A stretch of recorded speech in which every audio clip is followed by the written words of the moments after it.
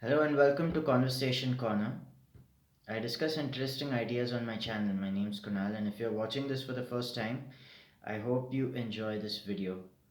Today, I want to talk about something interesting, and let's call that reincarnation. No, I'm not talking about the religious concept where you do certain deeds in life, and based on them, you're either awarded a better life as a person of higher status in the next birth, or as a person of lower status, or an animal or plant in the next birth. This is what people normally think of when they think of reincarnation. I want to explore the idea of reincarnation with respect to this very life that you have. The idea of reincarnation is who you'll become tomorrow is a result of what you'll do today, right? A very interesting saying I have is that someday is not part of any calendar. We all know that we have certain things in life that annoy us, that gnaw at us, and that require our immediate attention. And because they are not easy to deal with, because they have an element of uncertainty and discomfort, a lot of us choose to ignore them. So in our habit of ignoring them, what we choose to do is we distract ourselves, right? So the more this goes on, the more we are used to avoiding what we need to really address, and hence what we become the day after is someone a bit more afraid of these issues, a bit more hesitant to confront these issues, and this is what is forming our personality. Now, sometimes these might be issues that need to be addressed, or they may not need to be addressed depending upon their urgency, right? So, let's say you feel like going for a movie or going to the shopping mall. Now, you can either decide to act on this urge, or you can decide not to act on this urge. Instead of going to the shopping mall, you can go to the gym and work out for that day. You'll lose out on the pleasure of shopping, of exploring some new things. And the very next day, you won't have six pack abs either. So that's the price you pay. But what you have done is you have voted for who you want to become, and you wanted to become someone far more disciplined and someone healthier. So, if your votes stack up over a period of time, who you'll reincarnate into is someone who has healthy lifestyle habits and who is disciplined. On the other hand, let's say you gave into that urge that day and you actually went to the shopping mall, right? If this behavior gets repeated time and time again, and you're visiting the shopping mall every weekend, you are reincarnating yourself as someone who loves immediate and instant gratification. So the concept of reincarnation then is not that you do some deeds and based on that you're given a reward in the afterlife. The idea is everything you're doing right now is already rewarding you.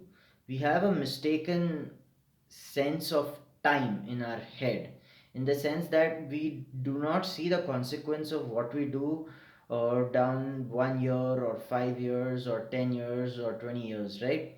Because the fruits of our labor don't manifest immediately, we are under the misguided spell that the payoff for what we are doing is in the future. The payoff for what we are doing is never in the future, it's in the present, but it's manifested in the future. I'll give you an example. Let's say you have an axe and you're looking to cut down a tree.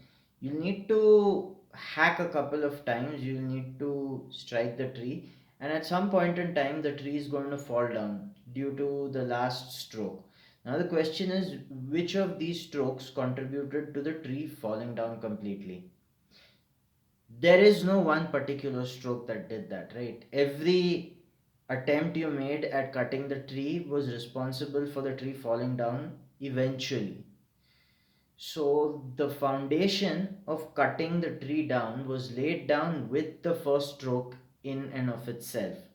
And the only thing that separated the first stroke from the last stroke was your willingness to continue cutting.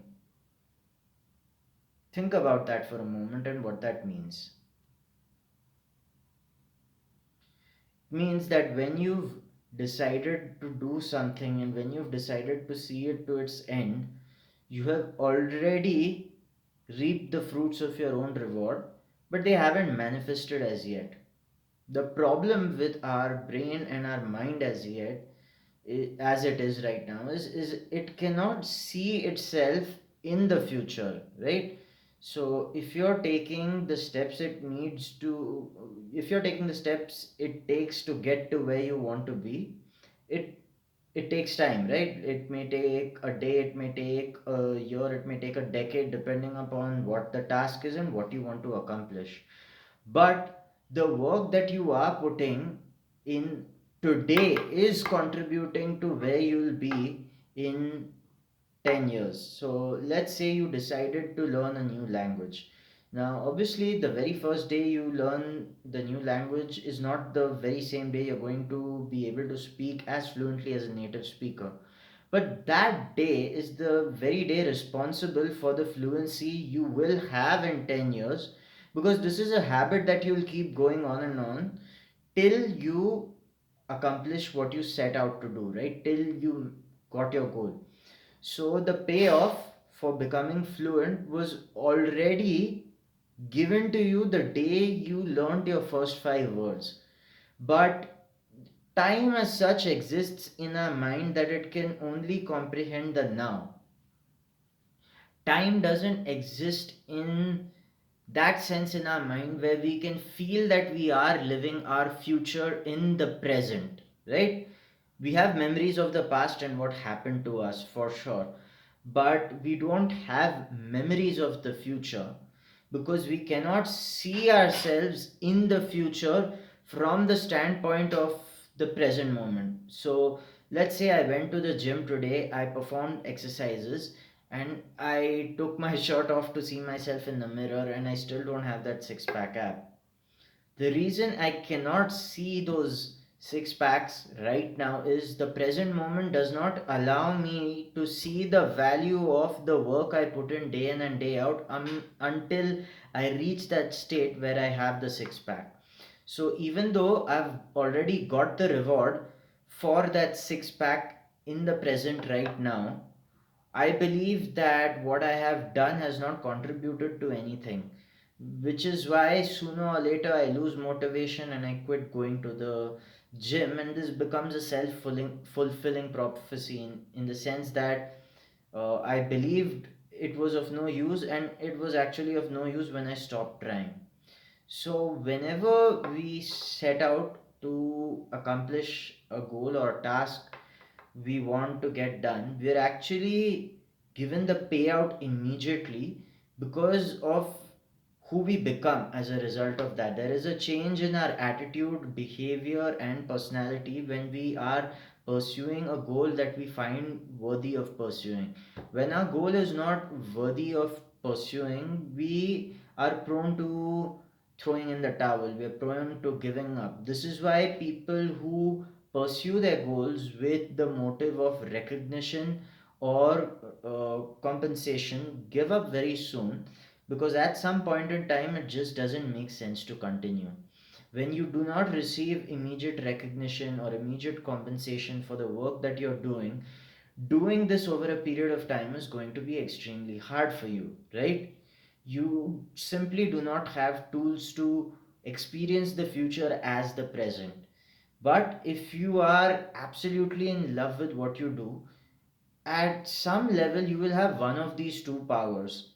You will either have the superpower to see a projected future as a present, which is why doing the work will seem obvious to you. Or number two, if you do not have the power to see the future as the present, executing those tasks in the present is so good that you don't care about the future, and you still manifest a very beautiful and lovely future. This attitude and this source of energy is available to people who are dedicated and in love with what they're doing and not the result of what they're doing.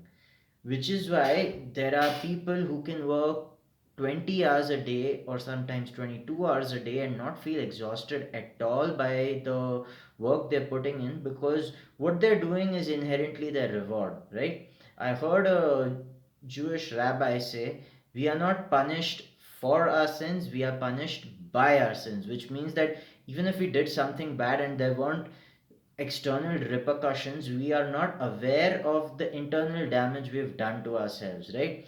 Suppose we said a lie and we didn't get caught, and we kept repeating this time and time again.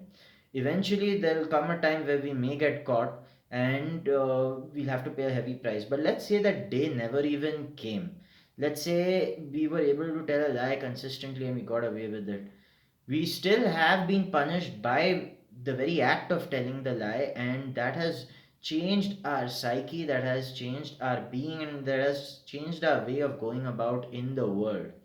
And even though we may get a lot of benefit from this, ultimately we are going to feel degraded and depressed. This is why people who put in blood, sweat, and tears into getting a certain external reward feel very hollow when they actually reach there. Because when the motivation to do your work comes from something other than the love for that work or your deep sense of curiosity, you've tied yourself to something that is not permanent. So once you reach the goal, there is nothing to look forward to, because reaching that goal was what was keeping you going on, right? On the other hand, if you don't reach that goal, you're miserable because your mind says you're not complete till you reach that goal. But if you start off with the mentality of this is what you love to do, whether you succeed at this or whether you fail at this, trying will never stop, because this is what you love to do, which is why you'll keep doing it. And over a period of time, even though you're not good at it, somehow subconsciously you're going to acquire the skills to become better. And then when your big payday will come, suppose you even get a video that goes viral, the good news here is you are not going to be overjoyed. Normally, people think that it's a very normal reaction to be ecstatic and overjoyed when something good happens to you. But holding on to that feeling is exactly what makes you feel horrible when you don't hit those levels of success consistently. So, one huge benefit that will come out of doing this work that is inherently joyful is you will become far less moody and you will become far less irritable. When the consequences and results of the work you do don't really matter that much to you, you are really not bothered. And when you're not really bothered, you can actually focus on the work itself, right? I would like to give an example of someone who is trying to become a singer and is uploading videos of himself singing every day.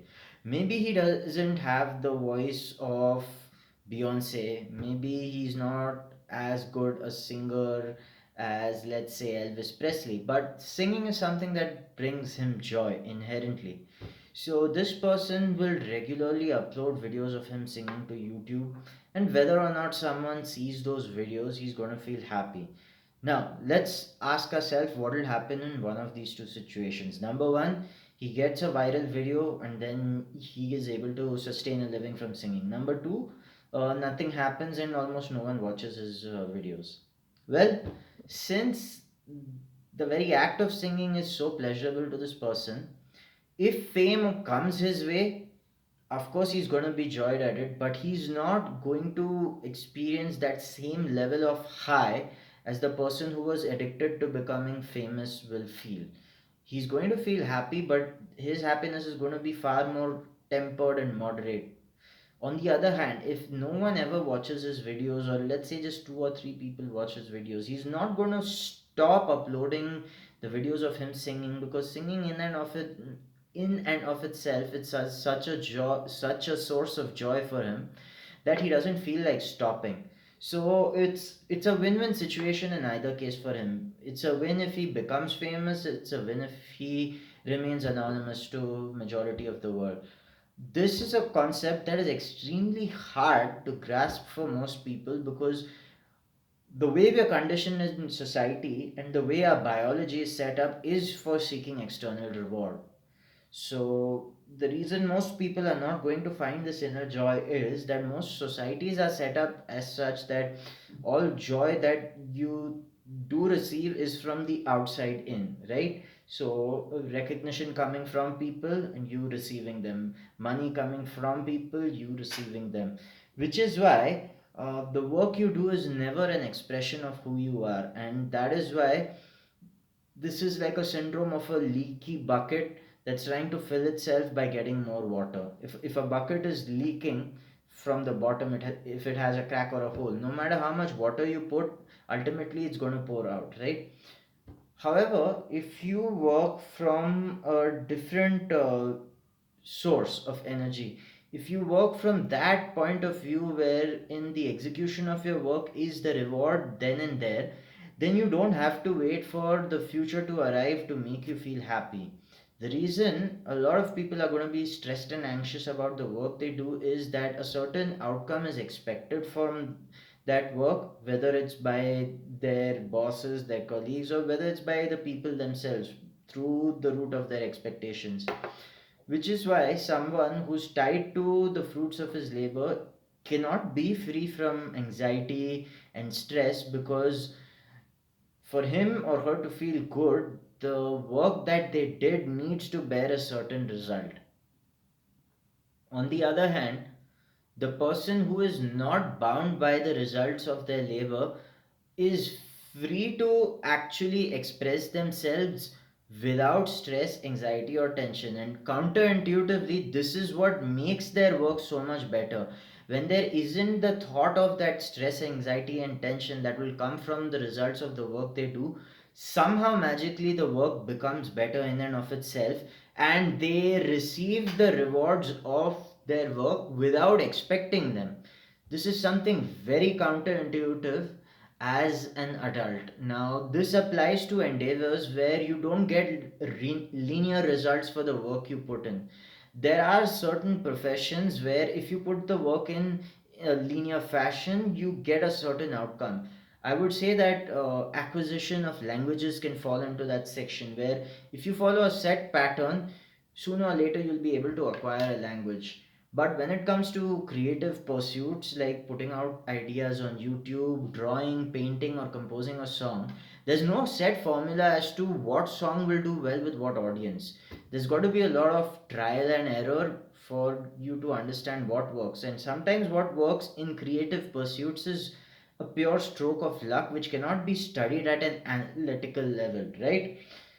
So, if you are very left brain, very analytical, then you will drift towards professions which allow you this linear progression. Let's say coding, let's say medicine, let's say engineering, let's say accounting, have all logical steps to increase the skill level you're at. However, in creative endeavors, there is no set formula to keep getting better at what you do.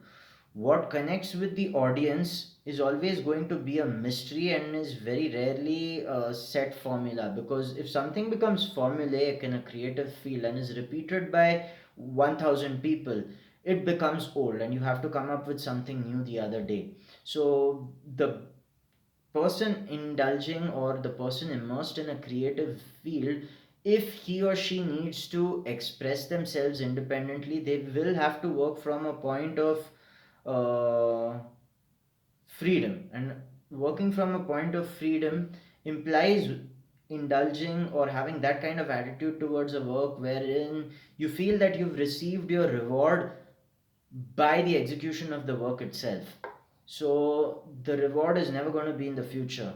And if you feel that you have an immense level of love towards what you do, and even if you tie a result to what you want from that work, not getting the result is not going to bother you, because you feel that you have no other choice in life but to do what you have chosen, right? So let's say you want to build a hospital in some rural area or town. Right now you don't have the skill sets, you don't have the know-how, you just have the will to make it happen.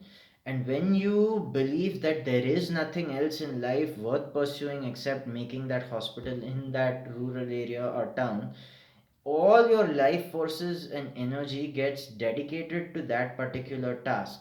And then when you confront failure, you do not have that attitude of, okay, this is not worth pursuing because the obstacle is too big. You have the attitude of, well, I understand there's an obstacle, but there is nothing else to do in life, so sooner or later you find a solution to that problem. So you can have one of these two attitudes to being happy through the work you do. Either you don't give a damn about what will happen from the results, or you commit yourself and all your life energies to the success of this particular project, such that any failure is just a tiny obstacle for you, which you will find a way to get around, because seeing that project to completion is what your life is about. It's something you're willing to die for, even if you don't find the solution to how to actualize it. So these two attitudes are the attitudes that let you operate with freedom. Any other time you operate with any other attitude, work sucks the life out of you, because you feel like you've traded yourself, right? A lot of us love to believe in the modern rational era that there's no such thing as a soul, or there's nothing spiritual, it's all this materialistic world. But when we understand what work that liberates us is and what work that binds us is, we get an idea of the possibility of something beyond this material realm, right? Work that binds us will drain us of our life energy. When we are done with our work towards the end of the day, we want to run towards entertainment to satiate ourselves. We want to run towards escape to satiate ourselves. In some cases, religion itself can become the opium, and the thoughts of an afterlife are something that's keeping someone going in the present. But the work that liberates us in our life is work that is an expression of the soul or the real self. And the reason most people cannot execute or do this is you are not guaranteed fame or recognition, right? So when you do work that is an expression of the real self, there's no guarantee that there will be fame or recognition, but you love doing this so much that you do it anyway. Now, the reason most people do not have this kind of love towards what they're doing is their societal programming and conditioning. So, the biology of a human being is designed towards external rewards, and so is the mind. And to top that, we have cultural conditioning where we think that someone who has come first, or someone who has more money, or someone who has more knowledge and intelligence, or someone who has more talent and skill is better than the rest of the population. So we're constantly competing with the rest of the world to have a sense of who we are, right? So when our programming from childhood gears us towards the external world, all our life energies are going from inside to outside, which is why we feel drained towards the end of the day when we are done with work that we cannot dedicate ourselves to. However, when we choose work whose outcome doesn't matter to us, the source of energy within us is almost unlimited. I would say that except sleep, there's not much rest we need when we're doing this kind of work. And sometimes the whole concept of time gets obliterated. We forget to eat, we forget to sleep, and somehow we find ourselves charged with the energy of doing what we want to do. Miraculously, continuously being able to be so joyful that it's very hard to describe the state. Sometimes it's not joy, sometimes it's pure immersion and concentration. So if you think of the top athletes in their field, when they are in the zone, they're not experiencing something called happiness or pleasantness. They are experiencing a state of complete immersion in what they do, which can neither be described as happiness or sadness, but complete involvement. So, the reason most of us cannot reach this state right now is education and societal programming has bankrupted us spiritually. It always wants us to seek rewards from the external world, which is why we always glorify the rich, famous, or intelligent people, because they have something the masses don't have, right? Most people aren't very wealthy, most people aren't very famous, and most people aren't very intelligent, because these three qualities are in short supply and they're not distributed evenly across the population, which is why, most of us want to chase these three things, right? Wealth, fame, and intelligence is something our body and our minds are designed to thirst for.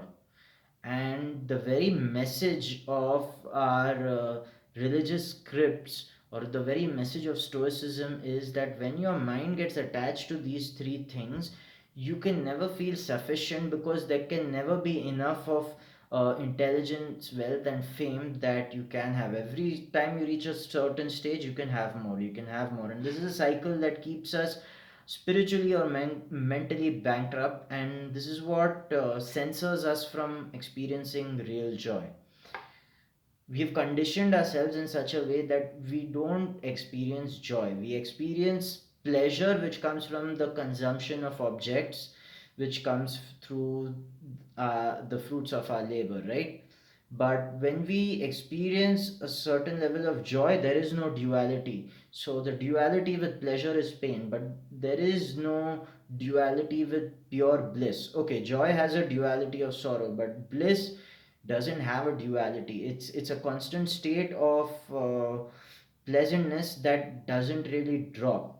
Now the reason we don't have access to this continuously is we have not built in that kind of attitude for our work where the results don't matter to us. Very often, since we have to make a living, the results do matter, and we have to mold ourselves according to the situation every time to get that required outcome. And there's a constant analysis and pressure from the outside world as it concerns making a living. So, in order to keep the dignity of the self alive, that is us in our true essence, there needs to be cultivation of a certain kind of work whose result doesn't really matter to us.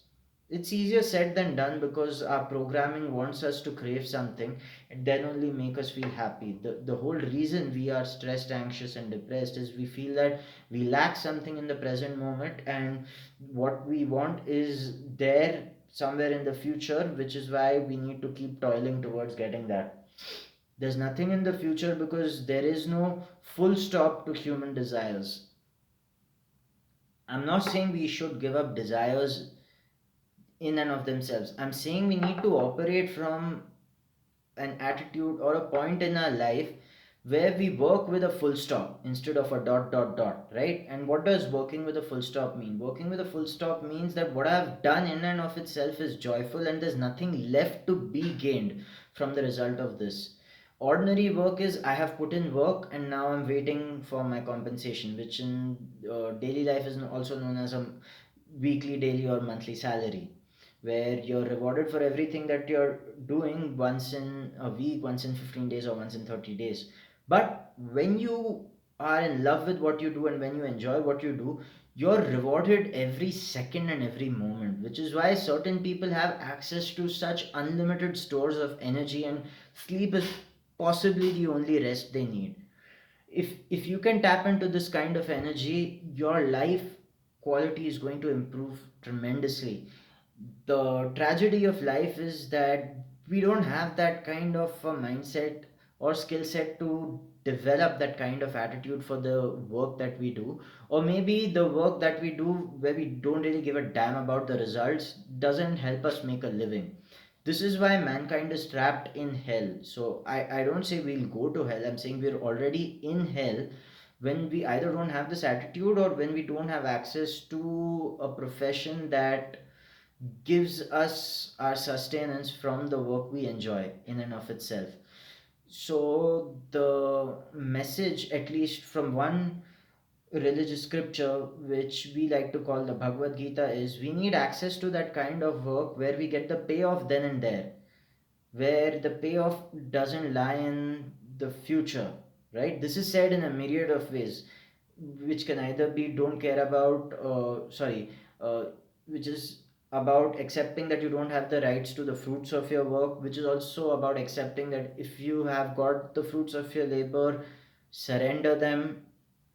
It's said in a myriad of ways. Basically, the message of the Gita with respect to work is that when work comes from an expectation of an external outcome, it will always bind you, because until and unless you get that outcome, you're not going to feel happy. If you want to be liberated through work, you need to choose work that pays you instantly for what you do, so that when you're done with the end of the day, you end up with a full stop and not a dot dot dot. And that full stop is also called contentment sometimes, that full stop is also called gratitude sometimes, and that full stop is also called joy sometimes, or bliss. It's the same thing experienced or expressed in a myriad of ways. So I want you to get access to this kind of work. For me, it's uploading these videos to my YouTube channel. This is the only thing that is keeping me away from being stressed, depressed, and anxious, because I just have 28 subscribers at this point in time, and I'm not even monetizing this, nor am I receiving a reward for this. It's been about half an hour that I've recorded this video, and I haven't felt any kind of insufficiency doing that. Maybe I might feel a bit anxious, stressed, or depressed by checking YouTube again and again to see how many views I've received or to see how many subscribers have grown. But these 31 minutes of recording the video have gone by like this. I've thoroughly enjoyed it, and I hope you have enjoyed it too.